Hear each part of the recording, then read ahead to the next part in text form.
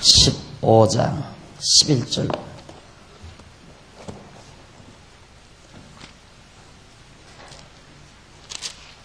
누가복음 11장 15절. 15장 11절.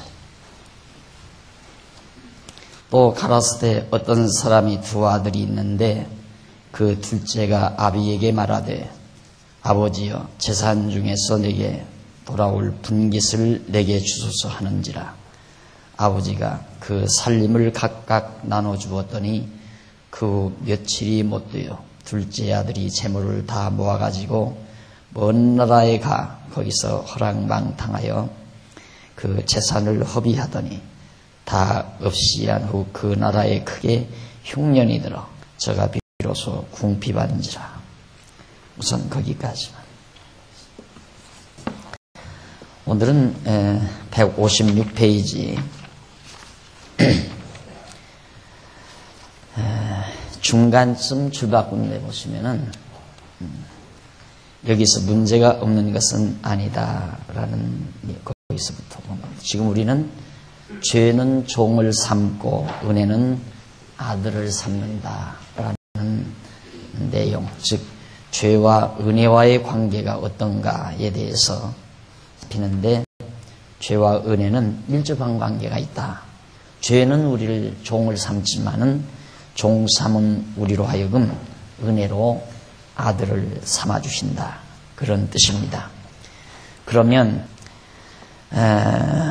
그렇게 일방적으로 하는 것에서 우리에게 거저 죄의 종로로 타던 우리들을 은혜로 하나님 아들로 삼아주셨다 하는 데 대해서 문제가 전혀 없는 건 아니다 하는 말입니다. 그래서 전항에서 제기된 문제들의 성격이나 비슷한 것들이지만 당연히 제기되고 반드시 해결되어야 할 문제인 것이다. 그것은 죄가 인간을 종으로 삼았기 때문에 하나님께서 은혜로 아들을 삼은 것일까? 죄가 종으로 삼았기 때문에 하나님께서 은혜로 아들을 삼은 건가? 라는 질문입니다. 죄는 종 삼고 은혜는 아들 삼는다. 이 말에서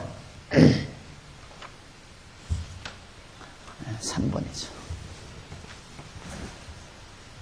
그러면 죄도 주어고 은혜도 주어인가? 그러니까 하나님의 은혜. 사단이 죄로 인해서 우리를 종을 삼으니까 하나님께서는 은혜로 우리들을 아들을 삼았단 말인가? 그런 질문입니다. 아니면 그런 것이 아니라면 하나님께서 은혜로 아들을 삼으시려고 인간을 죄의 종이 되게 하신 것일까? 그러니까 여기는 이제 주어가 죄와 은혜의 주권자이신 하나님, 이 두 분이 주어가 되고 둘이 주어가 되고, 지금 나중에 말하는 것은 하나님이 주어 하나입니다. 그러니까 하나님이 은혜로 아들을 삼기 위해서 죄의 종이 되게 했는가 하는 말이에요. 이 내용을 정확하게 우리들이 정리를 해야 한다. 자, 그러면 하나님께서 은혜로 아들을 삼으시려고 인간을 죄의 종이 되게 하신 것일까 하는 것이다. 이 두 가지 내용 중에 하나는 분명한 해답일 것이다. 만일에 전자일 경우라면, 전자란 말은 죄가 종을 삼았기 때문에 하나님의 은혜로 아들을 삼았다, 이런 경우라고 한다면 그 말이죠. 그런 경우라고 한다면 전능하신 하나님께서는 죄의 권세가 저질러 놓은 것을 수습하시기에 급급하신 분으로 이해될 수밖에 없다. 그러니까 죄가 저질러 놓은 것, 즉 사단이 어지러 놓고 다니면 하나님은 뒷수습하고 다니신다. 마치 집안에서 아이들이 집안을 자꾸 어지럽혀 놓으면 엄마는 치우기 바쁘죠.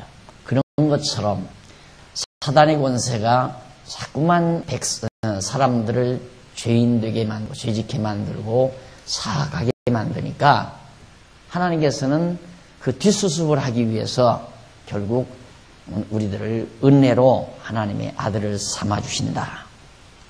그런다고 한다면 이상하잖아요.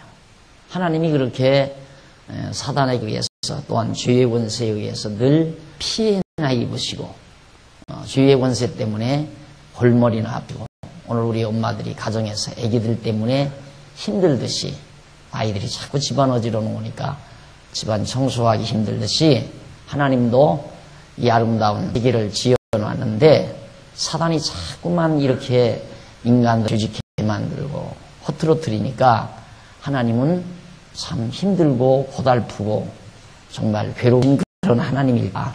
전자라고 한다면 그렇잖아요. 그렇게 된다면 그래서 그러나 후자일 경우라면 하나님께서 은혜로 아들을 삼기 위하여 죄의 종이 되게 하셨다라는 그런 말이라고 한다면 하나님께서 인간으로 하여금 죄의 종이 되게 하셨다는 결과가 있는데 그러면 하나님이 인간으로 하여금 죄의 종이 되게 하셨다.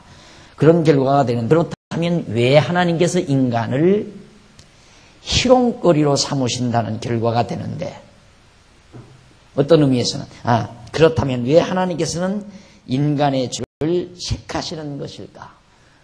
하나님께서 은혜로 아들 삼기 위해서 죄의 종이 되게 했다면 하나님이 되게 했으니까 책망하면 안 되잖아요. 그래서 어려운 거예요. 그래서 이 학문하는 사람들이 또 많은 교사들이 성도들에게 간결하게 딱 정리가 되도록 가르치지 못하는 이유는 둘 중에 하나일 거란 말입니다.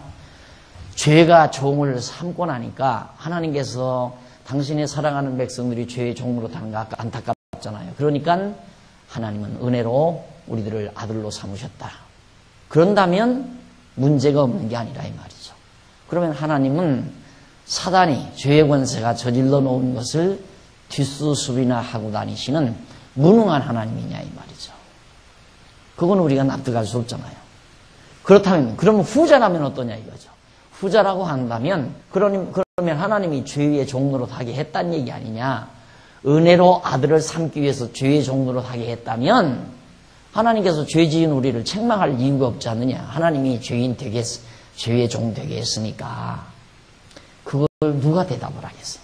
아무도 대답할 수가 없잖아요. 그러니까 그건 아닐 거다 이거죠. 그럼 하나님이 책임져야 하니까. 그러니까 제일 학자들이 겁나는 것이 하나님께 책임을 돌린다는 것은 불경죄아니에요. 어떻게 감히 하나님에게 죄를 지은 책임을 하나님께 돌려. 내가 죄를 져놓고는 내가 죄 지은 죄의 책에 대해서 하나님이 지십시오. 하나님이 지었으니까 하나님이 지십시오. 이런다면 어떻게 교인들을 가르칠 수 있겠어요? 가르칠 수가 없잖아요. 그러니까 이것은 무조건 아니다 이거예요. 이건 아니라면 이거 아니에요? 둘 중에 하나니까. 근데 이것도 만족지 못하고 이것도 만족지 못하지만은 일단은 하나님께 불경죄는 짓지 말자. 즉 하나님에게 책임 돌리는 것은 불경한 거니까 하나님께 돌리지 말자. 책임을 돌리지 말자. 그래서 이것을 일단 제거해 놓고 보니까 그러면 이거다 이거죠. 그러니까 우리가 죄를 짓고 죄의 종로로 다니까 하나님이 우리를 긍휼히 여겨서 은혜로 하나님 아들 삼았다. 이렇게 가르칠 수밖에 없는 거예요. 그러니까 우리가 죄를 짓는 거고 하나님은 우리를 은혜로 아들을 삼는 것이고 그렇게 해서 일단은 마무리를 짓는 거예요. 그럼 그렇게 얘기하면 모든 사람들은 맞다. 왜 죄는 내가 졌다고 생각하니까 내가 죄를 졌다고 대부분 생각하니까 맞다. 내가 죄를 짓고 죄의 종로로 다니까 하나님께서 우리를 불쌍히 여기셔서 하나님의 아들 삼았다. 이제 이런 얘기죠. 그럼 거기에 문제가 없냐 이 말이죠. 문제가 있잖아요. 아까 제가 질문 드린 대로. 그러면 하나님은 항상 이 죄의 권세가 그래 내가 하는 얘기예요. 이 세상 다 살펴봐라. 죄가 없는 곳이 없고 죄악된 일이 아닌 게 아니라 죄가 꽉 차 있어요. 그럼 하나님은 뭐 하느냐 이거죠. 하나님은 뭐 하고 계시는 거예요? 이렇게 막 사단의 권세가 죄 권세가 온 세상을 다 뒤엎고 이렇게 다 지배하는데 하나님은 힘이 모자라서 겨우 우리 몇 사람, 지금 장안중앙교회 다니는 우리들 예수 믿는 사람 얼마? 이 부분 이 사람들만 겨우 좀 건져내고 나머지는 힘이 모자라서 지금 못 건져내는가. 그것도 해답을 못하는 거예요. 그래서 그걸 질문하고 들어가면 그건 알려고 하지 말라 이거예요. 왜냐하면 그건 하나님의 비밀이니까 왜 하나님께서 구원을 못하는지는 모른다. 그러나 하나님의 비밀이다. 그럼 하나님이 그러면 우리한테 죄의 권세에게 하나님은 지느냐? 그건 아닐 거다 이거죠. 그렇다 그러면은 죄의 권세에게 하나님이 진다고 한다면 무능자 아니에요. 그럼 하나님 전능자라면 죄의 권세도 다 지배할 터인데 왜 그러면 죄의 권세를 가만 놔뒀느냐? 우리를 종삼도록 왜 가만 놔뒀느냐? 그건 잘 모르겠다는 거예요.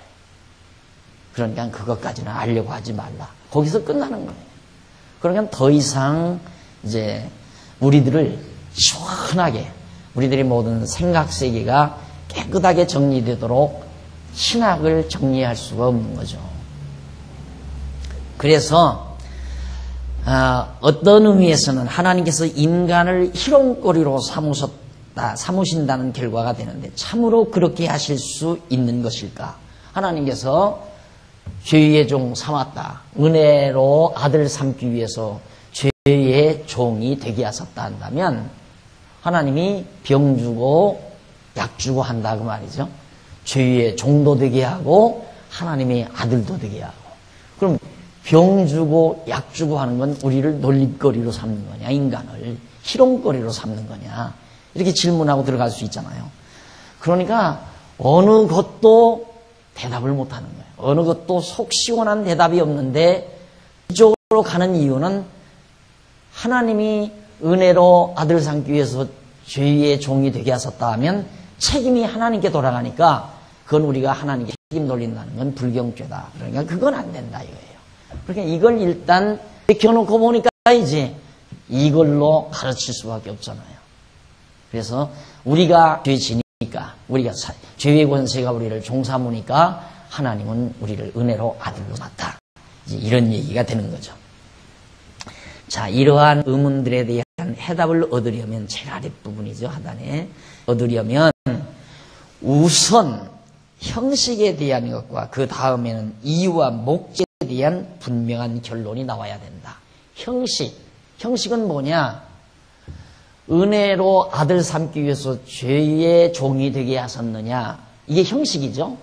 아니면 죄의 권세가 종을 삼으니까 하나님이 은혜로 아들 삼았느냐? 이거죠.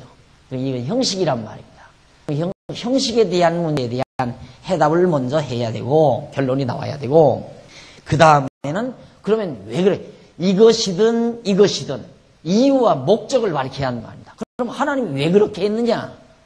무슨 목적으로 왜 그렇게 했었느냐? 그것까지 싹 빠져나와야 해결이 되잖아요. 그러니까 이렇게 했다만 해가지고는 안 돼요. 그건 형식적인 대답이니까 하나님이 이런 형식으로 이렇게 섭리하셨다. 하나님이 이런 형식으로 섭리하셨다. 방법으로 이 대답만 가지고는 안 된단 말입니다. 그럼 하나님은 왜 무슨 목적으로 그렇게 하셨는가? 이렇게 분명한 해답까지를 제시해야 된다. 그런데 본항에서는 논리의 흐름상 형식에 대한 해답을 제시하고 다음 장에 나오는 결론 부분에서 이유와 목적, 형식과 이유, 목적이죠. 그런 방법이에요. 방법. 물론 목적이죠. 방법과 목적. 그러니까 우선 이제 논리의 흐름상 이단에서는 지금 말하고 있는 이 장에서는 방법 문제만 결론 내리겠다 그거예요. 방법 문제만 결론 내리고 그 다음 이유와 목적에 관한 부분은 다음 장에서 우리가 논의를 하기로 하고 우선 방법에 대한 본항에서 논리의 흐름상 해답만을 제시한다. 다음 장에 나오는 결론 부분에서 이유와 목적에 대한 분명한 해답을 제시하기로 한다. 약속을 하잖아요. 해답 준다. 이유와 목적을. 그러면 앞에서 제기된 문제에 대한 형식적인 해답은 성경에서 확실하게 얻을 수가 있다. 자, 형식적인 대답. 이것이냐, 이것이냐 하는 대답. 무엇이냐 도대체. 이 둘 중에 어느 것이냐 하는 대답은, 형식적인 대답은 성경에서 너무 명확하게 대답한다. 뭔가 하면, 즉 죄가 인간을 종으로 삼았기 때문에 하나님께서 은혜로 아들을 삼으신 것일까, 아니면 하나님께서 은혜로 인간을 아들 삼기 위해 죄로 하여금 인간을 종으로 삼게 하신 것일까. 이 두 가지 하나님의 섭리 형식 중 그 섭리 형식 중에 후자가 곧 바른 해답이라고 성경은 증언한다. 후자라는 말은 뭐라? 자, 거기 바로 나오잖아요. 즉 하나님께서 은혜로 인간을 아들 삼기 위해 죄로 하여금 인간을 종으로 삼게 하셨다. 우리는 이걸 택하는 거예요. 그러나 대부분이 아니에요. 다 이걸 택하는 거죠. 모두가 다. 그러니까 여기에서 아주 근본적인 차이가 있잖아요. 그러니까 우리는 완전히 하나님 주권 사상 그대로를, 액면 그대로를 받아들여요. 그것이 무슨 박 목사가 연구해서 말하는 게 아니고 그냥 성경에 있는 그대로란 말입니다. 그 성경에 있는 내용이 뭔가? 아까 읽어드린 누가복음 15장에 나오는 탕자 비유예요. 누가복음 15장에는 예수께서 말씀하신 탕자 비유가 나온다. 어떤 사람이 두 아들이 있는데 그중 둘째 아들이 아버지에게 재산을 분배받아가지고 아버지 집을 떠나 허랑방탕하여 가지고 간 재산을 다 탕진한 후 거지가 되어 어느 부잣집에 종으로 들어가서 돼지를 치며 돼지가 먹는 쥐 없는 열매로 배를 채우고자 했으나 그것마저 주는 자가 없었다. 탕자는 아버지 집을 그리워하다가 고향으로 돌아오게 되고 아버지는 둘째 아들 탕자를 영접해서 잔치를 베푸는 이유가 바로 누가복음 15장 11절로부터 32절까지 나옵니다. 잘 아는 비유죠. 그럼 이 비유는 예수께서 죄인을 영접하시는 것을 보고 예수님께서 이 땅에 오셔서 아주 세리와 같이 그 당시에 그 시대에 그런 더러운 죄인들 막 세금 받아가지고 일부만 납부하고 이제 일부는 다 자기가 착복하는 자들, 악랄한 자들이죠. 그러니까 백성들로부터 막 토색하는 자들, 이런 더러운 죄인들은 전부 사회 지칭의 대상이었는데 예수님께서 그들을 다 영접한단 말입니다. 그러니까 그 당시에 바리새인들이 예수님을 비난한 거예요. 바리새인과 서기관들이 예수님을 원망합니다. 어떻게 그런 더러운 죄인들하고 상대하느냐. 그리고 그런 죄인들을 왜 받아들이느냐 이 말이죠. 그러면서 원망하니까 예수님께서 말씀하신 것인데 이 비유 내용을 보면 둘째 아들이 어느 부잣집에서 종이 되었기 때문에 아버지가 돌아온 둘째를 아들로 삼는 것이 아니죠. 아들이 종이 됐기 때문에 아들이 어느 부잣집에 종이 됐기 때문에 아버지가 아들로 삼은 게 아니잖아요. 그렇죠? 그런 게 아니고 둘째는 본래 아들이에요. 본래부터 아들이에요. 둘째가. 아들 때문에 그 둘째가 아무리 재산을 다 탕진하고 남의 집에 종이 되어 돼지와 함께 먹고 살았다 할지라도 그 같은 잘못과는 무관하게 여전히 아들로 영접해 준다는 사실을 말해주고 있다. 그 말이에요. 그건 우리가 도표로 이렇게 생각하면 되죠. 본래 우리는 영원전 예수 그리스도 안에서 아들이었어요. 하나님의 아들. 우리는 본래 하나님의 아들이에요. 아들인데 이 땅에 하나님께서 당신 형상대로 아담을, 본래 아들인 우리를, 이 세상의 아담을 주셔서 보냈단 말입니다. 그런데 이 아들이 종이 된 거예요. 종. 돼지우리에 가서 종로로 타고 있었어요. 그래서 이런 종을 다시 돌아오게 해서 그냥 아들 되게 했다 이 말이에요. 아들. 이게 아들인데 종 되게 했다가 아들 되게 했다는 거예요. 그러니까 종이 됐기 때문에 아들로 삼은 것이 아니라 본래부터 영원부터 아들인데 그 아들을 세상에 보내가지고 창조해가지고 그 인간이 타락해서 죄의 종이 됐지만 이것과 아무 관계가 없어요. 죄의 종이 된 것과는 아무 관계가 없다 그 말이에요. 여전히 아들이니까 우리는. 그런데 요즘 오늘날 대부분의 모든 교사들은 어디서부터 시작하느냐면 여기서부터 시작하는 종된 데서부터 우리는 다 죄인이다. 숟가락 따먹고 다 죄인 됐다 이거예요. 다 죄인 됐다. 죄인 됐는데 하나님께서 죄인 돼서 죄의 종로로 하기 때문에 불쌍히 여겨서 하나님의 아들로 삼았다. 여기서부터 시작한다 그 말이에요. 근데 우리는 여기서부터 시작하잖아요. 근본부터 시작한다. 신학의 논리가 애당초 영원전 로고스로부터 시작한다. 로고스. 이게 그래야 이게 뻥 뚫리잖아요. 뻥. 그래야 우리 머리가 시원하게 뚫려져 버리잖아요. 여기서 설명을 못하니까 그냥 전통적인 신학에서는 우리는 타락함으로 다 죄인이 됐다. 죄인된 우리를 하나님이 긍휼히 여기셔서 은혜로 아들로 삼으셨다. 이걸 구속이라고 그래요. 구속. 그래서 신학이 구속사예요. 구속사. 그게 구속사 신학이라고 한다.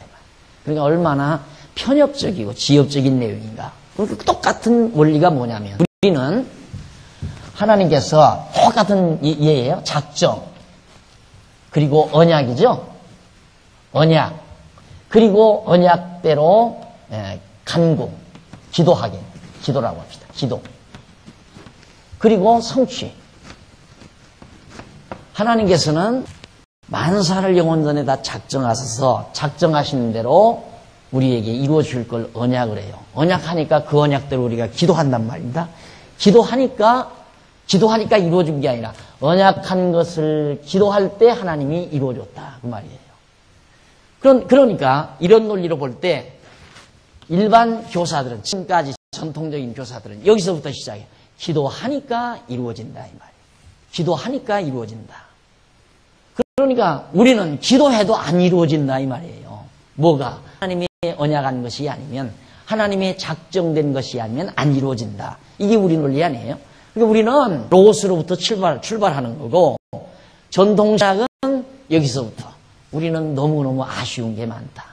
우리가 정말 가지고 싶은 것도 많고 아쉬움이 많으니까 우리는 하나님께 기도하면 이루어진다. 기도하면 이루어진다. 이 말밖에 안 가르친다 이 말이에요. 그러니까 종됐으니까 하나님이 은혜로 구원시킨다. 이 말밖에, 여기 이 말밖에 못한다. 전통신학이. 이 말밖에 못하듯이. 똑같은 원리예요. 그러니까 우리는 애당초부터, 창세전부터 우리는 하나님의 아들이에요. 아들이기 때문에 우리를 이 세상에 보내셨는데, 타락함으로 우리가 종이 됐잖아요. 타락함으로 종이 됐는데, 종된 것과는 아무 관계없이, 무관하게, 여전히 아들로 삼은 게 아니에요. 그냥 아들로 돌아온 거예요. 그냥 모든 죄의 종로로 다 돌아온 거. 자, 그러면 거기서 해준다는 사실을 말해주고 있는 그 같은 잘못과는 무관하게 여전히 아들로 영접해준다는 사실을 말해주고 있는 것이다. 그러므로 죄의 종이 되었기 때문에 하나님의 아들로 삼으시는 것이 아니라 실제로는 하나님의 아들을 죄의 종이 되게 해서 하나님의 아들로 삼는 것이다. 그러니까 하나님께서 은혜로 아들을 삼기 위해서 아들로 하여금 죄의 종이 되게 하시는 것이라는 말이다. 하나님께서 이렇게 섭리하시는 이유를 우선 조금 밝힌다면 아들을 죄의 종이 되게 해서 다시 아들로 삼으시는 것이 은혜로 되게 하시려는 데 있는 것이다. 이에 대한 구체적인 해답은 다음 장에서 취급이 되기 때문에 여기서는 이 정도로 밝혀두기로 합니다. 그러니까 결국 은혜로 여기서 물론 벌써 다 나오잖아요. 여기도 은혜죠. 은혜. 그냥 아무 조건 없이 하나님께서 우리를 그리스도 안에서 하나님의 아들을 삼았어요. 삼아서 은혜로 에덴 동산 지어놓고 이 인간을 보내는데 인간이 딱 했잖아요. 딱과 관계없이 하나님께서는 여전히 또 은혜로 그대로 아들로 받아주어요. 아들이기 때문에 아들로 받아주는 거예요. 아들이 아닌데 아들로 받아주는 게 아니라 애당초부터 영원전부터 아들이기 때문에 그냥 아들로 아무리 가서 돈을 다 탕진하고 돼지우리에 가서 종로도 하고 더럽고 병들고 빼빼 마르고 보잘것없지만 하나님 아버지는 그것과 관계없이 아들로 그대로 맞아주신다. 은혜로 그 말입니다. 자, 그러면 지금까지 죄와 은혜와의 관계를 알아보기 위해서 몇 가지 항목으로 나누어 설명했습니다. 첫째는 죄는 죽게 하고 은혜는 살게 한다. 두 번째는 죄는 때리지만 은혜는 싸매신다. 세 번째는 죄는 종 삼고 은혜는 아들 삼다는 등의 항목들을 우리가 정리를 했습니다. 항목들은 그 실제 내용에 있어서 비슷한 의미를 지닌 것들로서 그 항목들에서 제시된 문제들 역시 근본 성격상으로는 동일한 질문이 되고 있는 것이다. 똑같은 거죠. 그러니까 싸매기 위해서 때렸느냐, 때려서 맞고 있기 때문에 싸매줬느냐. 다른 이방민족들이 와서 막 이스라엘 백성들을 그렇게 패니까 하나님께서 불쌍해서 데려다가 싸맸는가? 안 그러면 하나님이 이방민족을 들어서 때리게 했는가?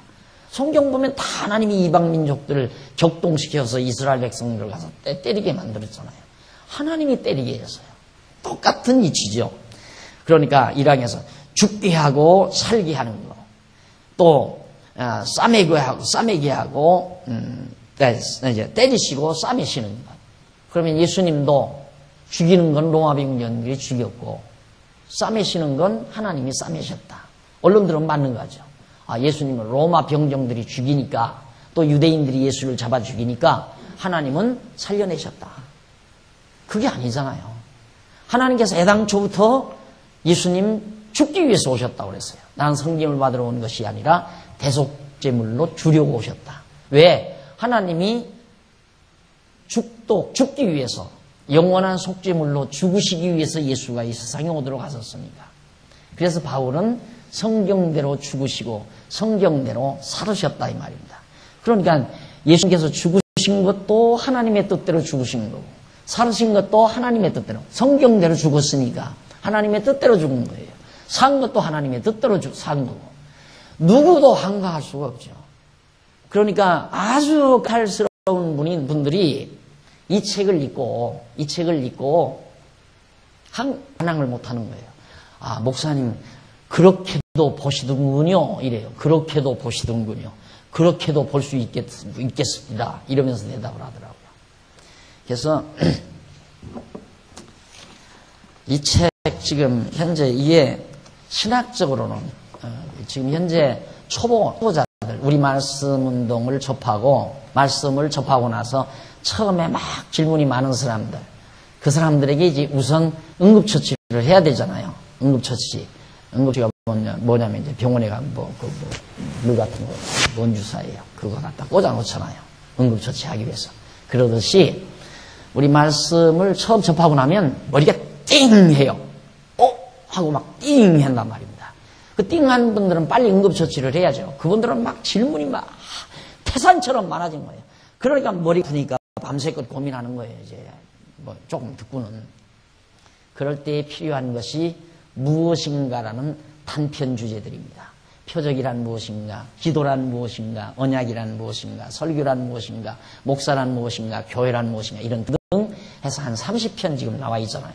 그러니까 기독교 진리 안에서 기독교의 교회 안에서 가장 흔하게 쓰고 사람들이 고대하고 있는 단편 주제들을 집대성해서 지금 한 30편 그거 만들어 놓은 게 이제 무엇인가라는 책이란 말입니다. 지금 3탄이 안 나왔는데 그 출판을 해야 하는데 지금 현재 안 하고 있거든요. 근데 그거고 그 다음에 이제 조금 이제 어느 정도 중간쯤 말씀 듣고 참 좋다 이거다라고 하는 사람에게 우선 급한 대로 좀 뭔가 뼈대를 잡아줘야 되잖아요. 그게 뭐냐면 성경 기독교라는 겁니다. 거기서 이제 성경관, 성경이 어떠한 것인가, 신관, 인간관, 그다음 역사관, 세계관. 그래서 이제 관을 갖다가 우선 좀 체계를 잡아줘야 합니다. 그 다음에 이제 고도에 이제 학문적으로 들어가는 사람들, 신학적으로 우리 학자들이 소위 말하는 일반 학자들, 학문적으로 이제 파고드는 신학도나 신학자들, 소위 신학을 했다는 목사님들, 이런 분들이 가지는 의문을 풀어가는 데는 바로 이거예요. 죄와 율법, 그리고 율법과 죄, 그리고 은혜. 요 세 권의 책이 바로 응급처치약입니다. 응급처치약. 그래서 우선 급한 대로 지금 이걸 영문으로 번역하는 작업하고 중국어로 번역하는 작업, 이런 작업을 위해서 어느 분이 굉장한 뜻을 가지고 있어요. 많은 뜻을 가지고 있어서 정말 많은 경비를 약속까지 하는 정도에 지금 다다랐는데, 이 작업을 이제 곧 해나가려고 합니다. 우선 중국어와 영어로 번역하는 작업. 우선 이제 무엇인가 성경적 기독교. 성경적 기독교는 지금 기독교 대학에서 지금 교재로 많이 쓰는 입장이고요.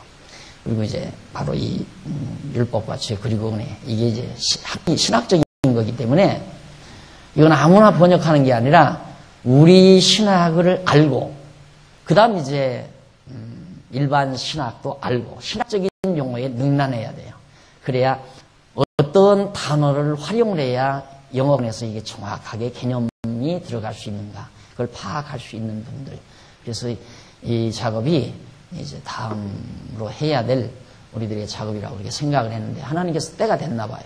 그래서 그에게 연보를 약속을 해가지고 지금 출판사에서 그걸 서두러 가려고 이렇게 생각을 하고 있습니다. 이게 정말 이 내용이라는 게 너무 성경에 있는 내용인데, 성경에 그대로 있는 내용인데, 때리시고 싸매신 봤을 때 하나님이 때리게 했잖아요. 이방 민족들어서 때리게 해요. 그래놓고 하나님이 싸매요. 그러니까 병 주고 약 주는 하나님이죠.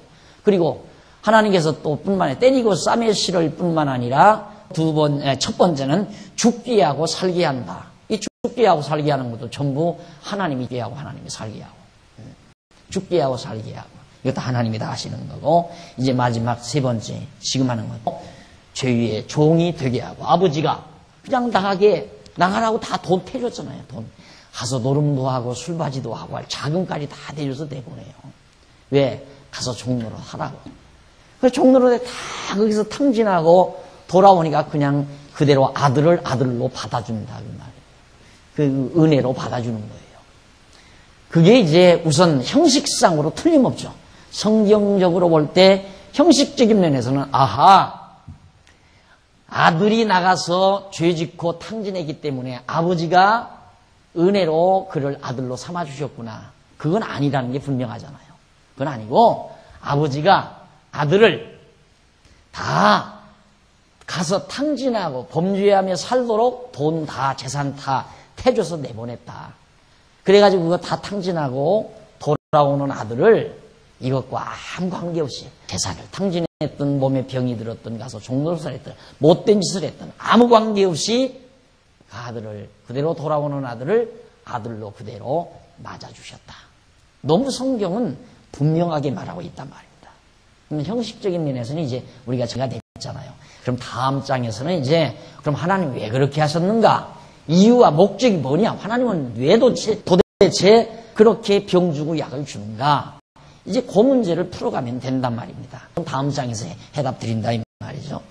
그러면 이미 거론된 밑에서 7째 줄, 이미 거론된 항목들은 사실 예수 그리스도의 십자가의 죽으심과 부활을 통해서만 진정한 의미를 파악할 수 있습니다. 아주 진정한 의미를, 그리스도의 십자가의 죽으심과 부활을 통해서만 이미 거론된 항목들 파악을 할 수 있는데, 왜냐하면 하나님의 아들이신 예수께서 인간의 죄를 대신하여 죽으시고 죄인을 은혜로 살게 하시려고 부활하셨으며, 예수께서 인간의 죄를 대신하여 징계를 받으시고 죄인에게 은혜를 베푸시려고 싸매심을 받아 부활하셨고, 예수께서 죄의 종의 몸으로 오셔서 십자가에 죽으심으로 죄인을 은혜로 아들 되게 하시려고 부활하신 것이다.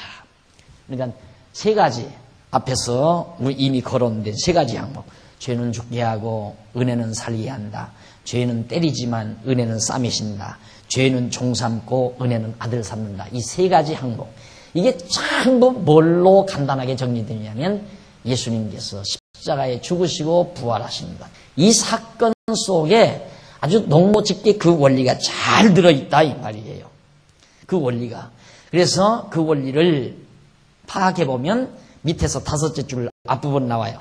거기서부터 밑에서 58페이지 밑에서 5째 줄.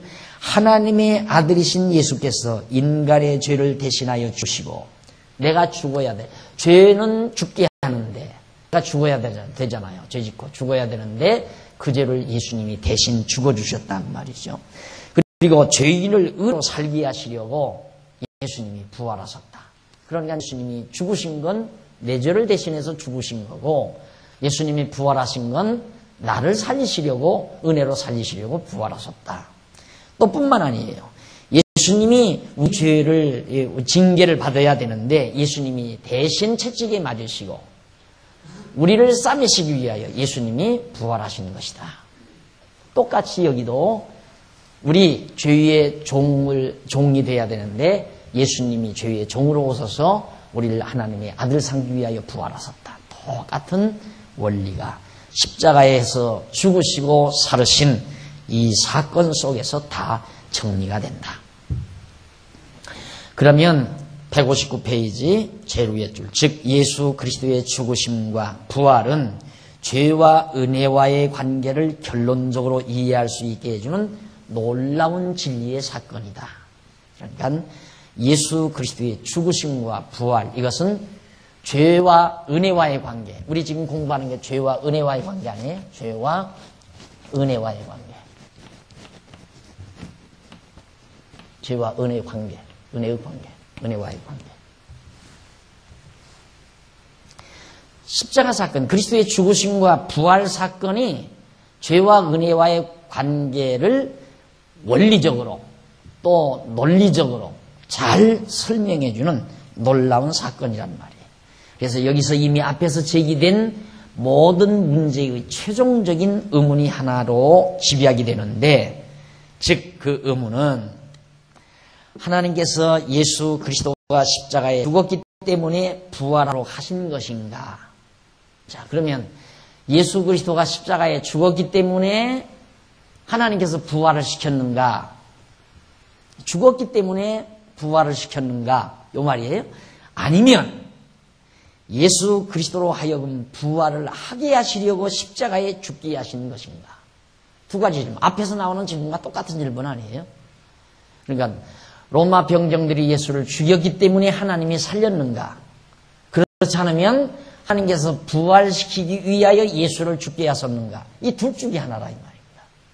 그럼 우리는 벌써 대답은 분명하잖아요. 하나님께서 예수 그리스도를 부활시키시려고 십자가에 못 박혀 죽게 하셨다. 그러니까 예수를 죽게 하신 분도 하나님이시고 부활시키신 분도 하나님이시란 말입니다. 그런데 전통적인 신학에서는 죽게 한 것은 로마 병정이 죽게 했고 살게 하시는 분은 하나님이 살게 했다. 이렇게 말한다 이 말이에요. 그러니까 그 말을 할 때 보통 사람은, 보편적인 사람은 그건 당연하지. 맞다 그 말. 그렇지. 로마 병들이 예수 죽이니까 하나님의 능력으로 예수 부활시키지 않았느냐. 그렇게 다 이해하고 누가 거기 의문을 제기합니까? 나같이 고약한 사람이나 거기 의문을 제기하죠. 근데 신학에 가서도요. 그냥 가서 요즘 신학 가는 건 뻔하잖아요. 선배 보니까 교회 목사 돼가지고 그 아무개 목사 보니까 목사 돼가지고 교회 몇백 명, 몇천 명 이렇게 흐르고 다 교인 가지고 목회를 하니까 야 장관짜리 부럽지 않더라. 야 저렇게 성공할 수 있겠다. 이래가지고 대부분 다 신학교 들어오는 거거든요. 신학적인 진리를, 성경 진리를 파헤치고 도대체 이 기독교라는 진리가 뭔가 이것을 막 한번 의문을 가지고 끈질기게 달라붙어서 공부하기 위해서 신학 오는 사람 거의 없어요. 거의. 그래가지고 이제 또 공부를 조금 하려는 사람은 나같이 이렇게 가르치는 어떤 취미가 있는 사람, 소질이 있다고 생각하는 사람, 이런 사람들은 나는 목회를 하지 아니하고 교수, 신학교 교수가 돼야 되겠다. 이런 사람들이 이제 소위 이제 유학을 가게 되고 유학 가서 몇 년 고생하다가 선배가 끌어주면 이제 국내에 들어와서 신학교 강단에 서서 신학교 교수로 이제 봉직하는 거예요. 둘 다 마찬가지예요. 목사 될 사람도 먹고 살기 위해서, 직장처럼 직장 잡기 위해서, 또 신학교 교수가 될 사람도 하나의 직업을 택하기 위해서 그런 차원에서 공부하는 사람이 대부분이란 말입니다. 대부분. 그러니까 이런 질문이 필요 없죠. 그러니까 그건 안 배워도 알잖아요. 로마 병정들이 예수 죽이니까 하나님께서 능력으로 예수 살리셨다. 맞지? 그 이상 더 그냥 그렇게 알고 계속해서 공부하니까 훌륭한 박사라고 하는 사람들, 훌륭한 교수라는 사람들이 정말 대단한 책을 놓고 저 가르치니까 그거 그냥 따라잡기도 힘들단 말입니다. 레모드 써봐라 하면 그걸 쓰기도 바쁘고 그거 읽고 막 독후감을 써봐라 해도 그 독후감 쓰기도 바쁘단 말입니다. 시험 보기도 바쁘고 그거 따라잡기도 힘들다 이 말이에요. 그러니까 열심히 그냥 공부하다가 학위 하나 씌워주면 나와서 이제 교수가 되는 거예요. 그러니까 배운 그대로 와서 전달하는 것뿐이죠. 저는 고약해요. 따지고 보면. 맥히니까. 그래가지고는 맥히니까 안 된단 말입니다. 안 되니까 그 하나님께서 그럼 병 주고 약 주는가? 병 주고 약 줄 수는 없지. 그러면 이거라면 그러면 하나님이 전능자인데 어떻게 죄짓게 하는 마귀한테 맨날 져가지고 마귀는 막 사람들을 다 죄짓게 만드는데 하나님은 그 뒷서들이 하기에 바쁘단 말입니다. 과거에 10형제, 12형제 나누면 막 아이들이 이방 저방 막 다 어지르고 다니면 엄마 혼자 벌써 이방 치우고 나면 저방 벌써 다 어지러 놓고 저방 치우고 나면 이방 다 어지러 놓고 그런 거나 지금 똑같은 거 아니에요? 그럼 하나님이 그렇게 무능하냐 이거죠. 그건 이제 나로서는 납득이 안 가요. 도저히. 그런 하나님이라면 이원론 하나님 아니냐. 마귀와 하나님이 맞서서 항상. 그러면 신학에서 이원론은 이단이라고 규정됐단 말입니다. 만이교의 이원론은. 마귀와 하나님이 대립한다는 것. 그런데 대부분 교회 강단에서 성도들에게 말하는 건 전부 악의 세력과 선의 세력의 대립을 가리키는 거거든요. 마귀와 하나님과의 대립. 이걸 계속해서 말하는데도 일반 성도들이야 그렇지. 또 교수도 또 그렇게 하는 거 그냥 이원론인도 모르고 그렇게 얘기를 해요. 그러면 좀 그걸 묻고 들어가죠. 그런 얘기 물으면 목사님, 아니 그때는 이제 목사가 아니고 전도사였으니까 전사님 어느 교회에 계십니까? 이상한 질문하니까. 질문이 예리하다고 말이에요. 그렇게 몇 번 질문하다가 결국 시켜가지고 학점도 잘 안 나오고요. 근데 대학원에서는 한번 정말 그 질문이 효과를 발휘했어요. 대학원에 가서 공부할 때 그 에베소서 공부하다가 한번 질문을 딱 했더니만 그 교수가 하여튼 강의를 중단하고 저와 그냥 목사님 언제 졸업하셨습니까? 총신 언제 졸업하셨습니까? 어디서 목회하십니까? 뭘 공하셨습니까? 하면서 계속 빽가지를 묻고 하니까 그때 막 학생들이 전부 나를 쳐다보더라고요. 나를 쳐다보면서 그 덕택에 대학원 졸업하자마자 총신 강의를 나갔다는 얘기 아닙니까? 제가 총신 강의를. 근데 총신 강의를 나오라고 그러는데 날 이사야서를 맡겨줘요. 이사야서 강의를 하라 이거예요. 근데 이사야서는 머릿속에 다 있는 성경 쫙 바로 다니고 그러니까 언제 성경책 끼고 가방 들고 다닐 수도 없고 짬 나가서 좀 일하다가 시간 되니까 그냥 몸뚱이만 덜렁덜렁 나와서 학생 누구 성경 가지고 있는 거 없어? 성경 한 권만 갖고 와. 그런데 성경 펴놓고 강의를 했단 말입니다. 한 학기 강의하고 나니까 학생들이 그냥 와 해요. 그 여론이 퍼져가면서 선배들한테 경기노의 선배들한테 찍히기 시작하는 거죠. 저 새끼 저 새까만 후배놈이 졸업하자마자 어떻게 총신 강의를 나가느냐. 저는 가만 놔뒀다가는 완전히 당하겠구나. 이래가지고 다음부터 씹기 시작하고 거기다가 고발장 들어가니까 그냥 이단으로 몰아서 죽여버리려고 난리치더라고요. 그러니까 벌써 이렇게 딱 듣는 사람들은요, 이 학자들은 딱 들으면 어쩔 수가 없는 거예요. 어쩔 수가. 성경인데 뭐라고 그래요, 성경인데. 그러니까 저는 이 글 쓸 때 이거 결정판이거든요, 사실상. 그냥 아주 간단하게 이 박 목사 신학, 제가 주장하는 이 신학을 간단하게 그 핵심을 잡는 데는 이 책 한 권이면 딱 돼요. 학자들이 이 책만 한 권 딱 읽으면, 아하, 박 목사의 신학 사상이 뭐다는 게 그냥 여기에 딱 드러나요. 딱 드러나는 건데, 이걸 읽나요? 딱, 보통 학자들이 읽을 때는 딱 보고, 그 다음 이력 딱 봐요. 아, 국산이구만. 박 목사 국산이네. 순수 토종. 대한민국 토종이다. 토종에는 뭐 배울 거 뭐 있어요? 그래도 뭐 독일을 갔다 왔다거나 영국을 갔다 왔다 미국에 학위를 냈다거나 이게 좀 해야 외제가 들어가야 한번 읽어보자 하고 읽는데 이거 완전 토종 아니에요? 국산 토종. 이력을 봐도. 그러니까 잘 안 읽어요. 그래서 차라리 역수출이 낫다. 대부분 얘기가 그거예요. 목사님 걸 역수출이 났습니다.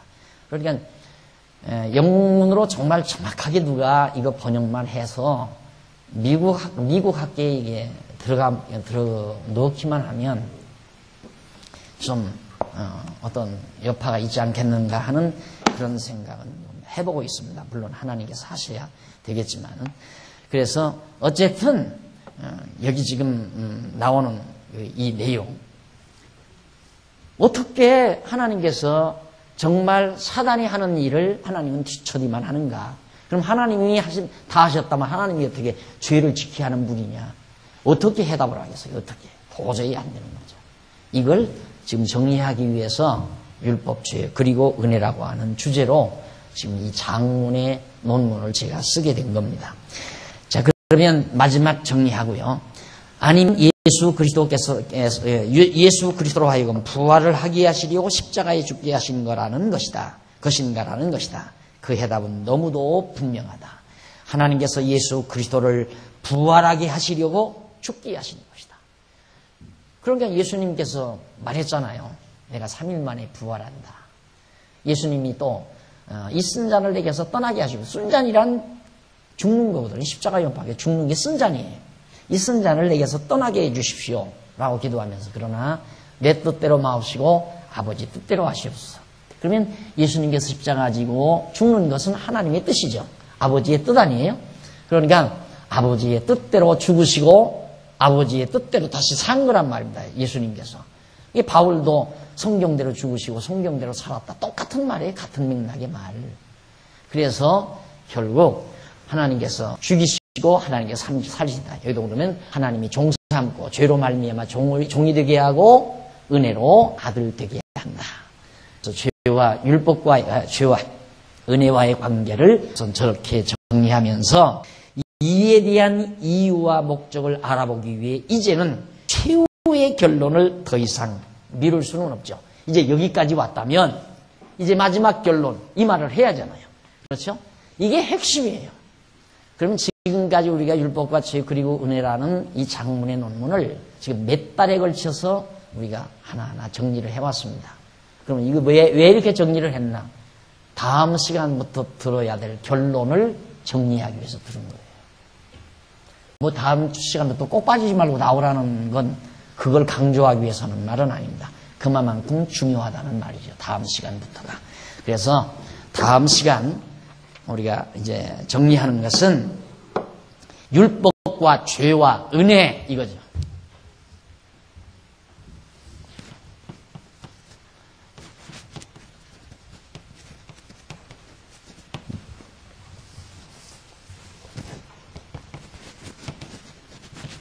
다 이제 결론이니까 율법과 죄와 은혜 이거에 대해서 이제 정리를 해요. 앞 제목은 율법과 죄 그리고 은혜 이랬는데 여기서는 이제 본문의 주제니까 율법과 죄와 은혜 이거에 대해서 마지막 정리를 하는데, 이제 그 소재에 들어가면 제목 목차의 한번 보십시다. 소재에 들어가 보면 첫째가 율법의 근본적인 용도, 이게 매우 중요하죠.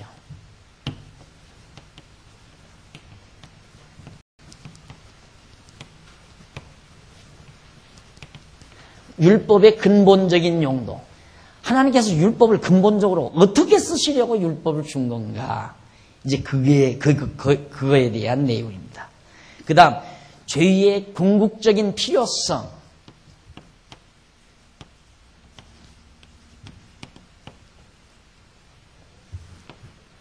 궁극적인 필요성. 자, 이런 제목 하나도 이게 신학적으로 굉장히 중요한 말들이거든요. 제가 이제 신학을 한 10여 년 동안 신학도로서의 학창 생활을 한 10년을 했거든요. 한 10여 년을 했는데 그 10여 년 하는 동안에 가장 머리에 하나 딱 남는 게 뭐냐면 율법의 용도라는 말이에요. 율법의 용도.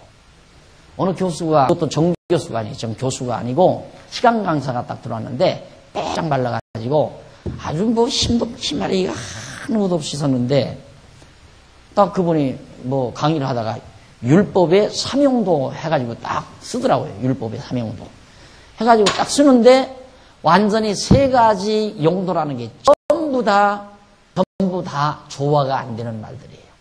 세 가지 용도라면 그 용도 자체가 전부 조화가 돼야 되잖아요. 근데 전부 갈등을 일으키는 말들이에요. 그러니까 하나님께서는 율법을 그런 세 가지 용도로 쓰시는데 세 가지가 전부 갈등 요소를 지니고 있어요. 하하, 저기에 문제가 있구나. 그게 딱 남더라고요.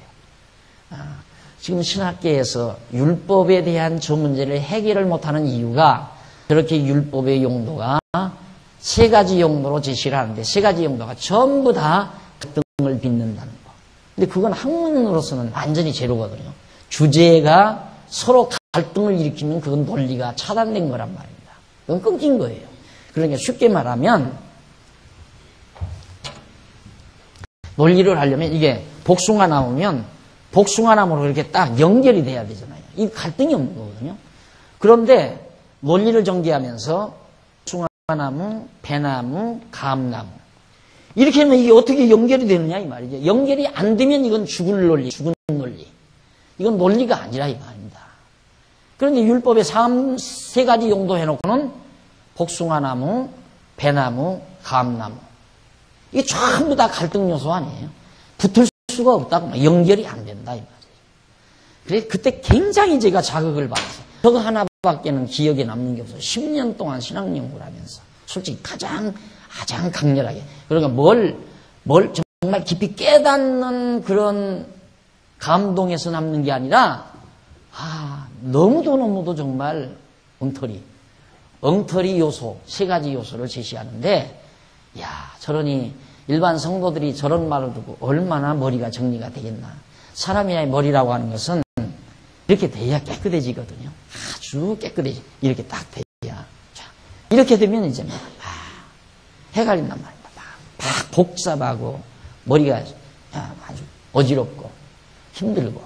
사람 머리가 깨끗해야 이게 막 기분도 좋고 몸도 건강해지는데 머리가 티미해지면 안 된단 말입니다.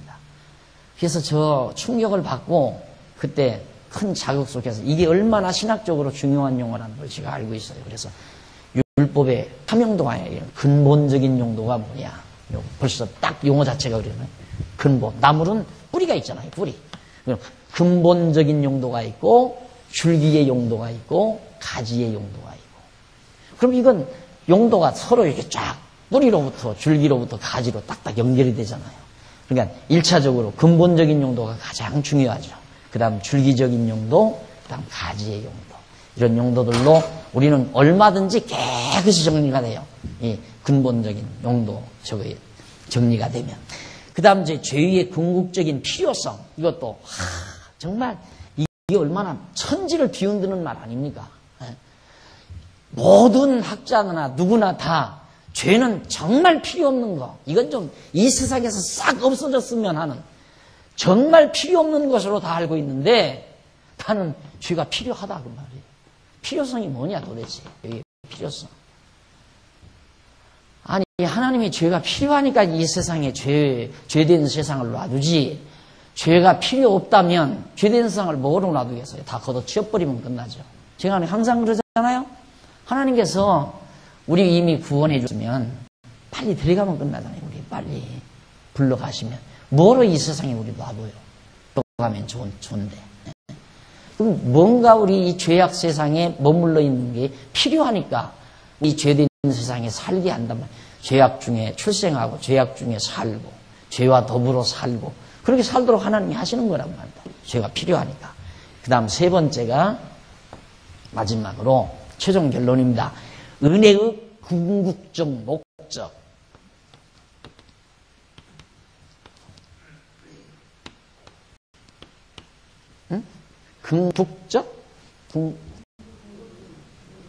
궁극적 맞죠? 궁극적 목적. 뭐가 맞아요? 궁이 맞죠? 네, 궁극적. 궁극적 목적. 궁극적인 목적. 자, 근본적인 용도, 궁극적인 필요성, 궁극적인 목적. 여기서 율법의 용도는 뭐고 죄의 필요성은 뭐며 은혜의 목적은 뭐냐. 하나님께서 우리에게 은혜를 베푸시는 목적이 뭐냐. 그러면 율법과 죄, 은혜, 이게 깨끗이 정리되잖아요. 그래서 이게 마지막 율법과 죄와 은혜라고 하는 이 주제가 바로 이 논문, 이 책의 최종적 마무리 작업을 하는 과정입니다. 이 과정은 다음 수요일부터 차근차근 한 대목씩 여러분들과 함께 차근차근 정리를 좀 늦더라도 이 대목은 하나하나 깨끗하게 정리하고 가면, 물론 그동안 다 강의를 들으셨으면 참 좋지만은 다 들으셨더라도 이 결론 부분만이라도 같이 들으면서 과거에 했던 내용들을 다시 총정리하면서 마지막 결론 맺는 약속드리고, 오늘 강의는 여기서 마치도록 하겠습니다. 기도하십시다. 긍휼과 자비가 많으신 하나님 아버지, 은혜와 사랑을 참으로 감사드립니다. 이 어둡고 컴컴한 세상에 우리를 거저 놔두시지 아니하시고 진리의 밝은 빛을 비추어 주소서. 정말 하나님의 기쁘신 뜻을 저희들로 하여금 깨닫게 하시고, 율법과 죄 그리고 은혜에 대한 하나님의 놀라운 섭리 경륜을 하나하나 알아가도록 배려해 주신 하나님의 사랑을 참으로 감사드립니다. 진리 안에서 자유함을 얻고 진리 안에서 새로운 기쁨과 평강을 얻을 수 있는 이 아름다운 은총 주셨사오니 우리 이 소중한 진리 정말 잃어버리지 말게 하시고 아름답게 잘 간직해서 사랑스러운 우리 후대들에게 잘 전달해 주는 아름다운 삶을 살아가도록 저희들을 인도해 주시옵소서. 어두운 밤길 돌아갑니다. 오고 가는 길 지켜주시고 주 안에서 다시 만날 때까지 주의 평강이 우리와 우리 가정들과 그리고 모든 우리 권속들의 가정 위에 주의 평안이 함께 하시기를 비우며 예수님의 이름으로 기도드립니다. 아멘.